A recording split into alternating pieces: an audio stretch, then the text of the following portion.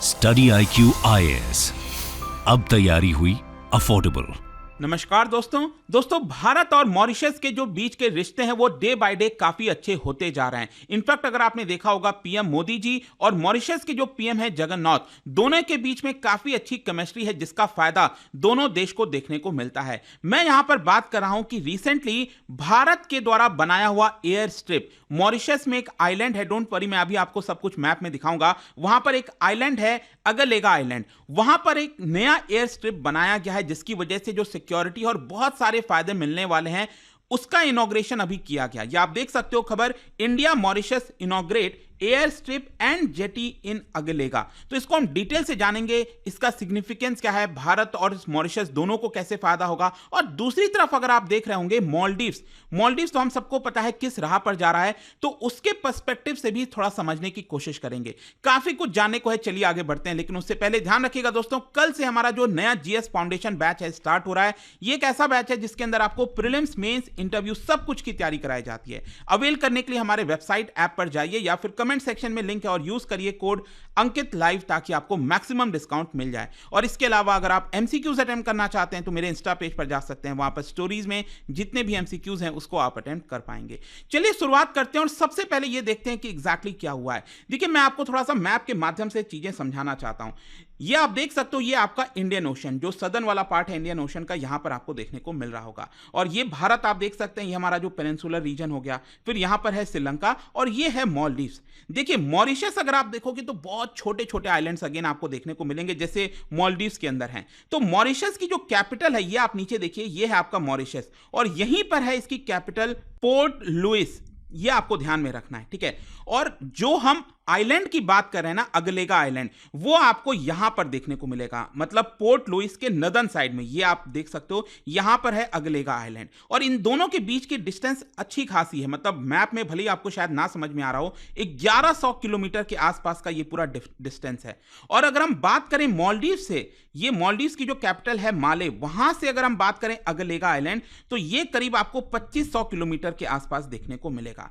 तो इसी आइलैंड पर, ये जो अगलेगा आइलैंड मैंने आपको बताया, वहीं पर एक नया एयर स्ट्रिप बनाया गया है और साथ ही साथ यहां पर एक जेटी भी बनाया गया है। जेटी मैं आपको समझाता हूं बेसिकली क्या होता है। जो भी कोस्ट लाइन वगैरह आप देखते हो, यहां से एक स्ट्रक्चर बनाया जाता है, एक नैरो स्ट्रक्चर होता है जैसे कि आप देख सकते हैं, और ये पैरेलली जाता है इस तरह से। अगर आप देखोगे तो इससे एक दो चीजें फायदेमंद होती हैं इससे। बेसिकली एक तो जो शोर लाइन है, हाई टाइड वगैरह आता है तो उससे जो पूरा कोस्ट है उसको नुकसान नहीं पहुंचता, क्योंकि ये बैरियर की तरह काम करता है। ज्यादातर ये वुडन स्ट्रक्चर होता है, लकड़ी से बना होता है, ठीक है। फिर दूसरा ये भी फायदा है कि मान लो अगर जो बड़े शिप्स आ रहे हैं, तो बड़े शिप्स ऑब्वियस सी बात है क्योंकि यहां पर वाटर शैलो है तो उनको यहां तक तो लाया नहीं जा सकता।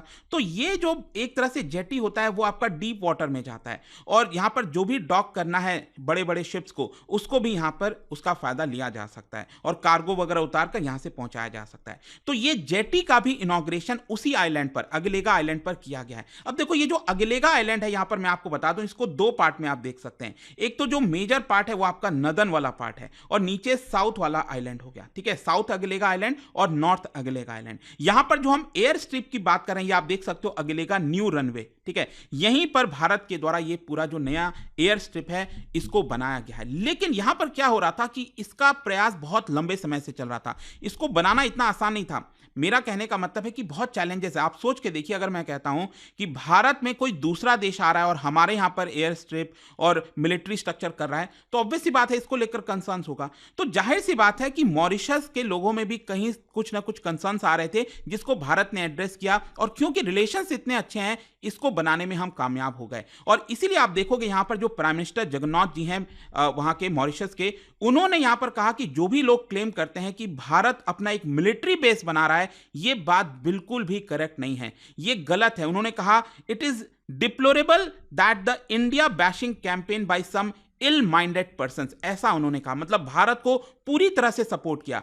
और अगर हम बात करें भारत की, तो देखो भारत कहता है कि मॉरिशस एक की पार्टनर है नेबरहुड फर्स्ट पॉलिसी में। और आपको पता होगा भारत ने एक सागर इनिशिएटिव स्टार्ट किया था, उसमें भी एक स्पेशल पार्टनर है मॉरिशस, और दोनों देश के बीच में vibrant, strong and unique partnership देखने को मिलती है। अब क्वेश्चन ये है कि ये जो एयर स्ट्रिप हमने इनॉग्रेट किया है, इसका स्ट्रैटेजिक इंपॉर्टेंस क्या है, सिग्निफिकेंस क्या है, क्यों ये इतना मायने रखता है। देखो, एक तो क्या है कि अभी तक जो पहले वाला एयर स्ट्रिप था उसमें हम बेसिकली जो भारत का नेवी डोर्नियर एयरक्राफ्ट है उसी को ऑपरेट कर सकते थे। लेकिन ये जो नया एयर स्ट्रिप हमने बनाया है, ये बड़ा बनाया है, चौड़ा बनाया है, जिसकी वजह से अब यहां पर जो बड़े वाले एयरक्राफ्ट हैं जैसे P-8I मैरीटाइम रिकॉनेसेंस एयरक्राफ्ट, ये आप देख सकते हो, बेसिकली सर्वेलेंस वगैरह में ये काफी काम आता है ये एयरक्राफ्ट, उसको भी हम वहां से ऑपरेट कर पाएंगे। और जाहिर सी बात है इसकी वजह से यहां पर जो हमारी निगरानी है सदर्न इंडियन ओशन में, अगर हम साउथ ये जो अफ्रीका का ये वाला पार्ट देखें तो इस साइड हम अच्छे से निगरानी रख पाएंगे। और जाहिर सी बात है यहां पर आपको पता ही है कि चाइना की पूरी तरह से निगाहें हैं। चाइना चाहता है कि ज्यादा से ज्यादा देशों को अपने कब्जे में ले, लेकिन आप समझिए भारत और मॉरिशस के रिलेशंस इतने स्ट्रांग हैं कि चाइना को एक तरह से उन्होंने रिजेक्ट किया है। लेकिन मालदीव्स, हम सबको पता ही है कि मालदीव्स किस तरह से चाइना के डेट ट्रैप में लगातार फंसता जा रहा है, उसके अंडर में आता जा रहा है। फिर इसके अलावा एक और जो एक इंपॉर्टेंस ये भी है, आपको याद होगा अभी रेड सी को लेकर काफी सारे चैलेंजेस देखने को मिल रहे हैं। यहां पर जो सोमालिया में पायरेट्स वगैरह हैं वो लगातार अटैक कर रहे हैं शिप्स के ऊपर। तो कई सारे शिप्स ने डिसाइड किया कि जो अफ्रीका का केप ऑफ गुड होप है, यहां पर इधर से होते हुए हम अपने शिप्स को गुजारेंगे। तो क्या होता है कि यहां पर भी अगर कोई चैलेंजेस आता है, प्रॉब्लम आता है, तो हमारे जो एयरक्राफ्ट हैं वो पहले से यहां पर तैनात होंगे और हम उनको मदद पहुंचा सकेंगे। तो इस तरह के कई स्ट्रैटेजिक बेनिफिट्स आपको इसके अंदर देखने को मिलता है। फिर इसके अलावा एक और क्वेश्चन यहां पर आता है कि क्या मॉरिशस में पहली बार कोई देश अपना मिलिट्री एस्टैब्लिशमेंट कर रहा है? देखो, ऐसा नहीं है। मैं आपको बता दूं, यूनाइटेड स्टेट्स की जो नेवी है उनका एक मेजर बेस है जिसका नाम आपने सुना होगा, डियागो गार्सिया। आपको बता दूं, ये अगर आप देखोगे अगेन मैप में तो मॉरिशस का ही पार्ट है। यहां पर चागोज आर्किपेलागो के बारे में आपने सुना होगा, बहुत सारे छोटे छोटे कई आइलैंड्स हैं।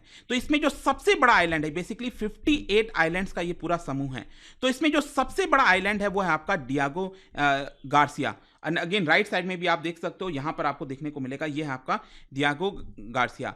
तो वहां पर यूनाइटेड स्टेट्स की नेवी का एक मेजर बेस भी देखने को मिलता है। फिर इसके अलावा 2017 में अगर आपको याद हो तो चाइना ने अपना पहला overseas naval air base Africa में खोला था, जिबौती के अंदर। यहां पर ये जिबौती जो आप देख रहे हो, छोटा सा देश है यहां पर, तो चाइना ने भी अपना एयर बेस खोला था। तो इस तरह के बहुत सारे बेसेस आपको अलग अलग देशों के देखने को मिलते हैं, क्योंकि यहां पर जरूरी हो जाता है कि वो एक तरह से स्ट्रांग होल्ड रखें, क्योंकि यहां से बहुत सारी शिप्स पास होती हैं, वो ज्यादा से ज्यादा ताकतवर अपने आप को बनाना चाहते हैं। लेकिन देखो, भारत का मकसद कभी ऐसा नहीं रहा है, और ये मैं आपको आगे अच्छे से और समझाऊंगा कि कैसे भारत एक पार्टनरशिप की जो डेवलपमेंट है वो यहां पर करना चाहता है। लेकिन क्वेश्चन यहां पर यह भी है कि आखिरकार मॉरिशस ने भारत को ही क्यों चुना? ये एयर स्ट्रिप बनाने के लिए, ये जेटी बनाने के लिए भारत को ही क्यों चुना गया? देखो, भारत और मॉरिशस जो हैं उनके बीच की टाइज बहुत पहले से अगर आप देखेंगे, इनफैक्ट अगर आप मॉरिशस में देखें तो इंडियन ओरिजिन के लगभग 70% लोग वहां पर रहते हैं। तो इसकी वजह से हमारा एक डीप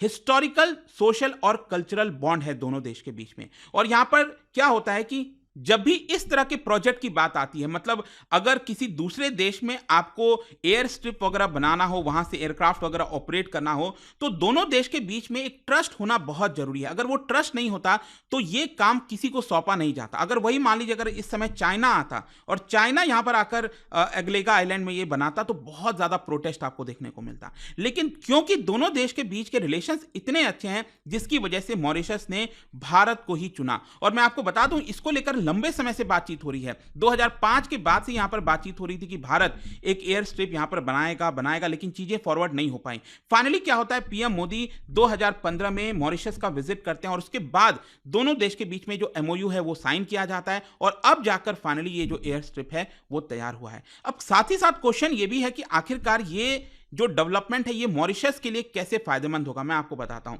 देखिए, यहां पर अगर आप मॉरिशस देखिए, इसकी जो कैपिटल है पोर्ट लुइस, मैंने आपको बताया, और ये रहा आपका अग्लेगा आइलैंड। दोनों के बीच में अच्छा खासा डिस्टेंस है, 1100 किलोमीटर से भी ज्यादा का। तो यहां से अगर कोई शिप वगैरह से भी आता जाता है तो उसको ऑलमोस्ट 2 दिन लग जाते हैं। लेकिन ये जो एयर स्ट्रिप हमने तैयार किया है, इसकी वजह से अब फ्लाइट से अगर कोई जाता है तो less than half an hour में वो वहां तक पहुंच पाएगा। तो जिससे काफी सारा फायदा होगा। स्पेशली यहां पर जो लोकल पॉपुलेशन है इस आइलैंड पर, अग्लेगा आइलैंड पर जो रहती हैं, उनको बहुत सारी प्रॉब्लम्स होती हैं, मेडिकल फैसिलिटीज, चाहे आने जाने की सुविधा हो गई, तो वो सारी चीजों से निजात मिल सकेगा।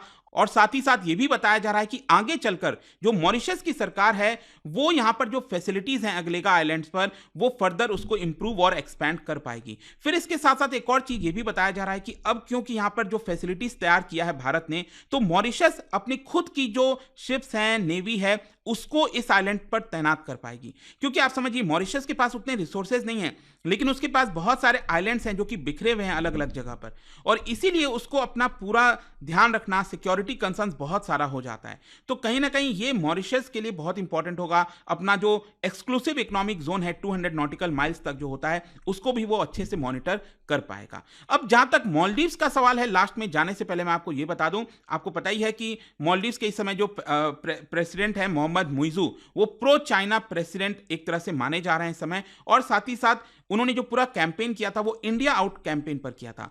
ऑल्दो इसके पहले जो आप देखोगे प्रेसिडेंट जो है मालदीव्स के, वो थे इब्राहिम सोली, और वो काफी हद तक भारत के साथ उनका अच्छा रिलेशंस था। लेकिन अब चीजें काफी बदल गई हैं, और अभी आपको याद होगा कि बार बार ये बोला जा रहा था कि मालदीव्स के अंदर हमारे जो डॉर्नियर एयरक्राफ्ट है और जो हेलीकॉप्टर्स हैं क्या वो भारत भेज दिए जाएंगे, और हमारे जो मिलिट्री पर्सनल हैं उनका क्या होगा। तो देखो, जो मिलिट्री पर्सनल की तैनाती थी उनको भारत आएंगे, लेकिन जो टेक्निकल पर्सन है, सिविलियन पर्सन है, वो ऑलरेडी मालदीव्स जा चुके हैं।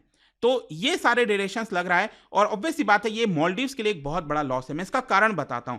मैंने आपको पहले ये चीज क्लियर कर दिया था कि भारत का कोई मकसद नहीं है वहां पर एक सीक्रेट बेस बनाने का, क्योंकि भारत जब भी अपने नेबरहुड में किसी भी प्रकार की डेवलपमेंट करता है तो उनके सॉवरेनिटी का काफी ध्यान रखा जाता है। जैसे कि मॉरिशस की अगर हम बात करें तो भारत चाहता तो प्रेशर बनाकर पहले ही यहां पर एयर स्ट्रिप और बहुत सारी चीजें डेवलप कर सकता था, लेकिन भारत ये कभी नहीं चाहता था। भारत चाहता था कि वहां के लोगों के साथ मिलकर ये सारे डेवलपमेंट किए जाएं और यहां पर कोई भी बाधा आगे ना आए। इनफैक्ट अगर आप देखोगे तो बार बार यही कहा जाता है कि भारत इंटरनेशनल लॉस का ख्याल रखता है। ऑल्दो यहां पर उसको नुकसान हुआ है, मालदीव्स में आपने देखा होगा भारत ने काफी निवेश किया था, लेकिन अब जो प्रेसिडेंट आए हैं उससे भारत को नुकसान ही हुआ है। लेकिन स्टिल आप कह सकते हैं कि भारत मतलब India does not believe in economic colonization of smaller countries. हम उनको डेट ट्रैप में नहीं फंसाते जैसे चाइना फंसाता है। हाँ, ऑल्दो आप ये चीज कह सकते हैं कि हमारे पास उतने रिसोर्सेज नहीं है कि हम फ्री में सब कुछ दे सकें अपने पड़ोसियों को, लेकिन चाइना क्या करता है, दिखाने की कोशिश करता है कि हम ये मदद कर रहे हैं, लेकिन अल्टीमेटली समझ में आता है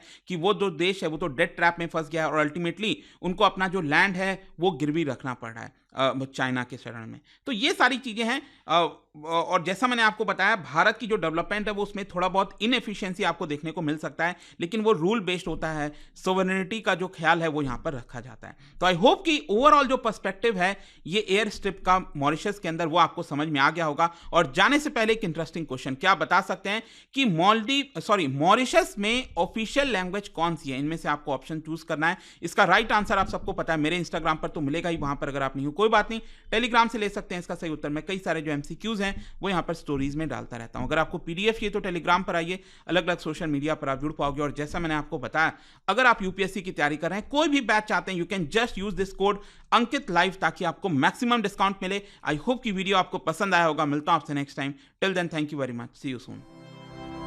स्टडी IQ IAS, अब तैयारी हुई अफोर्डेबल।